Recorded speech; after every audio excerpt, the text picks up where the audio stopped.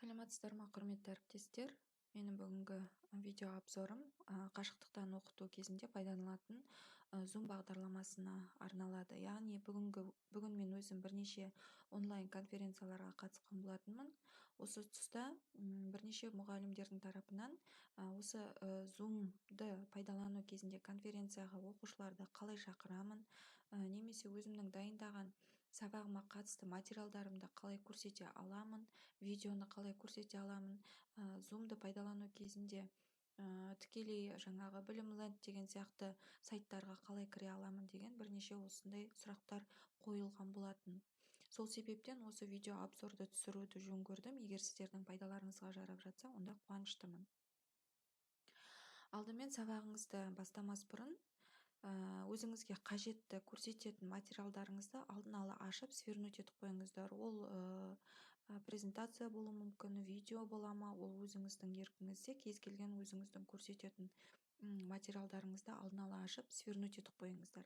Және міндетті түрде, егер сіз пайдаланатын болсаңыз, WhatsApp желісінде ноутбугіңізге скачать етіп алдын ала ашып қоюыңыз керек. Енді Zoom бағдарламасын ашқаннан кейін новая конференцияны басып, жаңадан конференция бастайсыз.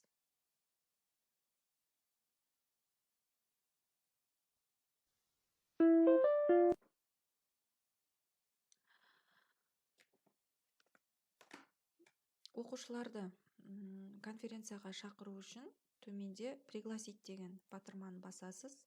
Сол кезде сізде жаңадан окошко ашылады. Осы окошканың астында копировать URL деген бар. Сол URL-ді копировать еткеннен кейін сіз сабақ өткізейін деп отырған сыныбыңыздың чатына осы сілтемені жібересіз. Сол сілтемені басу арқылы оқушылар сіздің конференцияңызға оңай қосыла алады. Одан кейін оқушыларды түгендеу мақсатында, мәселен,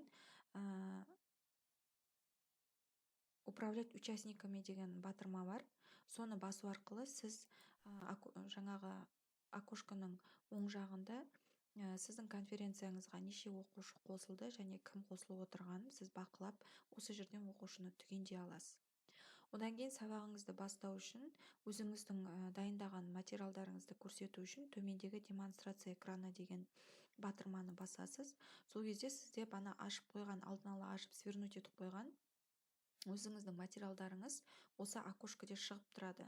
Мәселен, мен бірінші өзімнің сабағымды презентациядан бастайтын болсам, сол презентацияның үстінен 2 рет басамын, сол кезде сол презентация ашылады.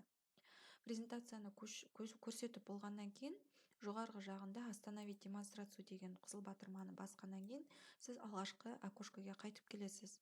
Кейін өзіңіздің басқа материалыңызды көрсететін болсаңыз, қайтадан демонстрация экраны дегенді басып, мысалға мен видео көрсететін болсам, видеоны қайтадан үстінен 2 рет басып, өзіңіздің әзірлеген қандай шаралар видеоңызды көрсете аласыз.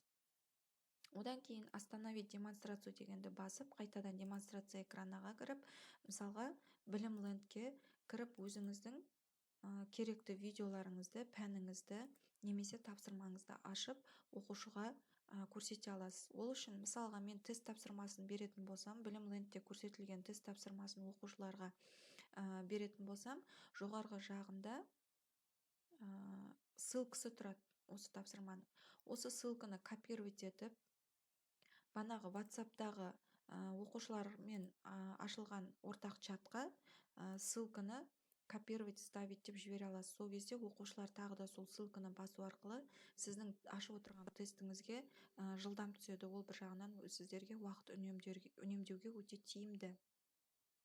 Одан кейін сіз бұл сайтты пайдаланып болғаннан кейін остановить демонстрацияды басып, кейін қайтадан демонстрация экранын басасыз. Егер қайтадан сіздің қосымша көрсететін материалыңыз болса, мысалға, мына жерде жоғарыда доска сообщений деген бар. Осы доска сообщениені ашып, мысалға, бүгінгі күннің жадысын немесе жаңадан өтетін тақырыбыңызды, немесе қосымша, мысалға, сұрағыңыз бар ма, қосымша көрсететін, жазып көрсететін өзіңіздің ақпаратыңыз бар ма, соны осы жерде көрсетіп жазуыңызға болады. Оны да жабу үшін сіз остановить демонстрацию дегенді басасыз және алғашқы өзіңіздің окошкаңызға қайтып келе аласыз. Одан кейін, егер сіз өзіңіздің конференцияңызды басқаннан кейін осы өткізіп отырған сабағыңызды сақтап қойғыңыз келсе, видеоға түсіріп, онда мына жерде запись, төменгі жағында запись деген бар. Осы записьті басқаннан кейін сіздің бастан аяқ записіңіз толығымен жүргізіліп отырады. Кейін конференцияңызды аяқтар кезде завершить конференцию деген батырманы басқаннан кейін завершить конференцию для всех. Сол кезде сіздің конференцияңыздың видеосы автоматически өзі сақталып отырады. Міне сақталып жатыр. Қайтадан қосымша окошко ашылады қазір. Осы жерден сіз өзіңіздің конференцияңызды көре аласыздар. Қысқаша осы, назарларыңызға рахмет.